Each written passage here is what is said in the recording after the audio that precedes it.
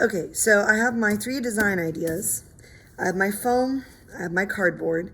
Now I'm going to start to trace out my design idea on my foam. I'm going to cut it out and glue it down. Now I think I want to do a heart. I'm going to draw on there with marker so I can see it. And I think I want to do like a shape in the corner.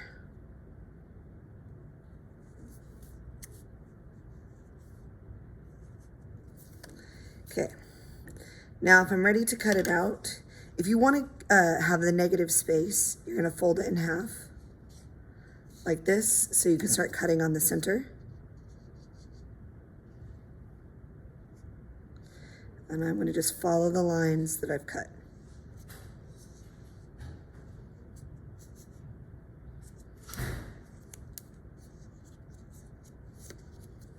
So there I have my heart. I'm going to cut the dip a little bit deeper on that. There we go. Same with here. Angle this a little bit deeper on this one. Oh, I did the opposite of what I wanted. That's okay. Okay, so now if I have it folded in half, if I want those corners to match up, I can also line up the corners, and then I only have to cut this little shape like once.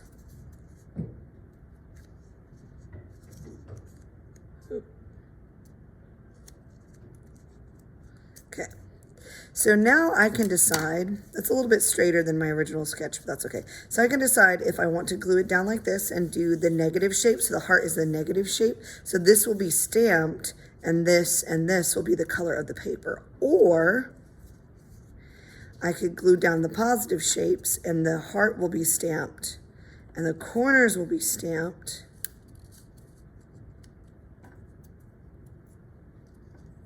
But the rest will be negative space. Now, looking at this, I feel like it's a little bit small for the cardboard. So I am going to do where the heart is the positive shape, not the negative shape. But I think I'm going to add a few little more details by cutting this foam up. I think I'm going to add a few stripes. Yeah, there we go. You can't get too skinny and detailed with this, but you can add some lines.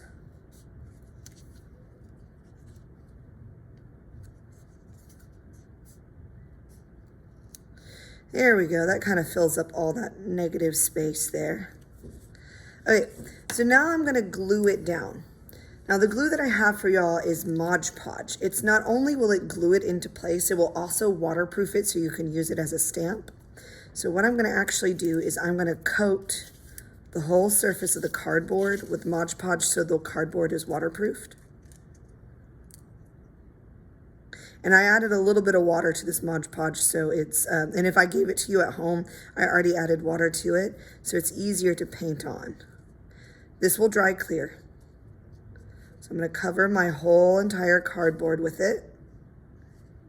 Now, if you wanted to do a double-sided stamp, after this side dries, you could glue more foam to the other side of the cardboard and have a stamp on each side.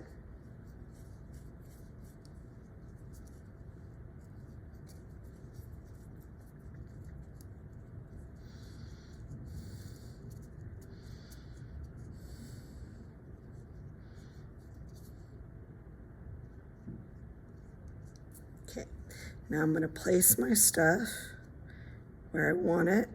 I can kind of slide it around for the first few seconds before it absorbs fully in. Get my stuff on the corners.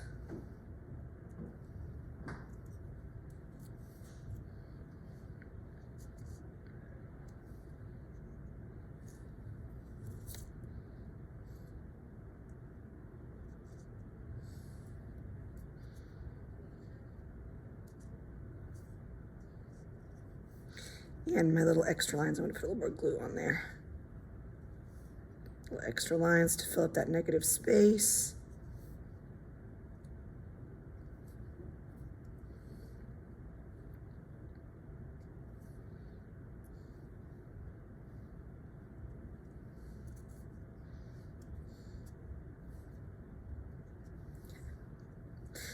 Now I'm going to do one more layer of the glue on top of the foam because this will waterproof and protect the foam as well.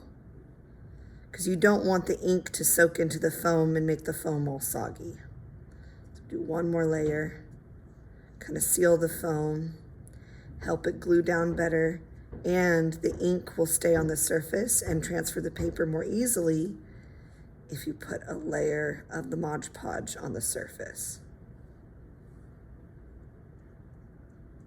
Being pretty generous with this Mod Podge because I really want to waterproof this cardboard.